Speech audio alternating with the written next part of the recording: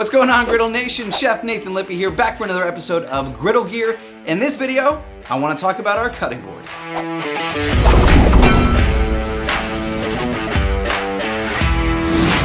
This thing is surprisingly versatile. It has these little pegs at the bottom, little feet, if you will, that protects the cutting surface from getting burnt. So you can put that right on top of your griddle, and you can do all of your prep there.